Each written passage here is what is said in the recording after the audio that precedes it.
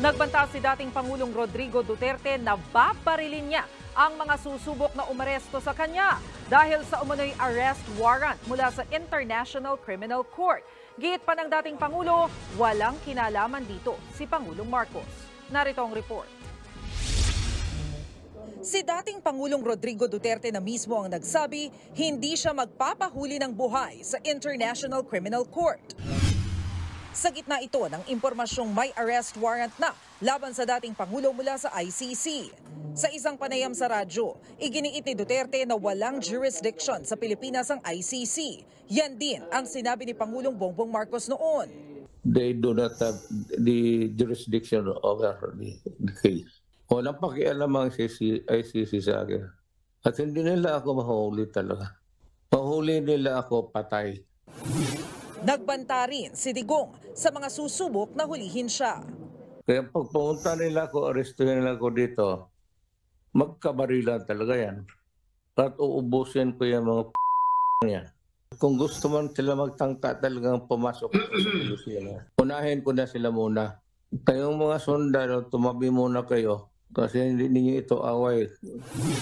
Naniniwala naman si Duterte na walang kinalaman si Pangulong Marcos sa umano'y arrest warrant sa kanya. Sa katunayan, hindi niya raw kailangan ang tulong ng Pangulo.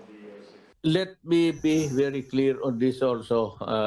Mr. Marcos has nothing to do with the ICC. As a matter of fact, I am not asking for his help.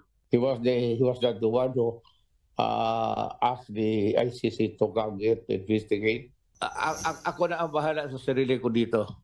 I will deal with the ICC myself. Naman yung puhulihin ng ICC. Nang tanungin naman ang Assisting Counsel to the ICC na si Attorney Cristina Conti, maaari naman daw maglabas ng arrest warrant ang ICC.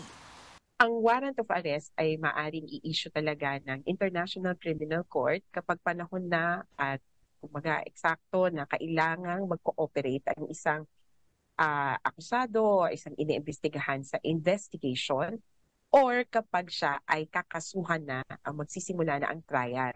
So it is more like a summons o patawag na, sige nga, can you shed light on what happened or what you did? Sa ngayon, gumugulong pa rin ang investigasyon ng ICC. Pero kumbaga sa Pilipinas, nasa preliminary investigation pa lang daw ito. What I can confirm is that the investigation in the Philippines is ongoing. Okay?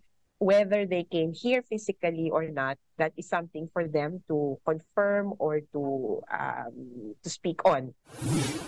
Naunang sinabi ng Philippine National Police na hindi nila ipatutupad ang arrest warrant para kay Duterte kung sakaling may ilabas ang ICC.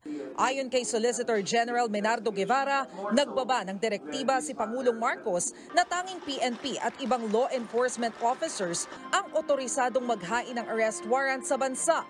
Sa ngayon, wala raw nakikipag-ugnayan sa Solgen na kinatawan ng ICC tungkol sa umano'y arrest warrant laban kay Duterte. Nagbabalita mula sa Frontline, Maricel Halili, News 5.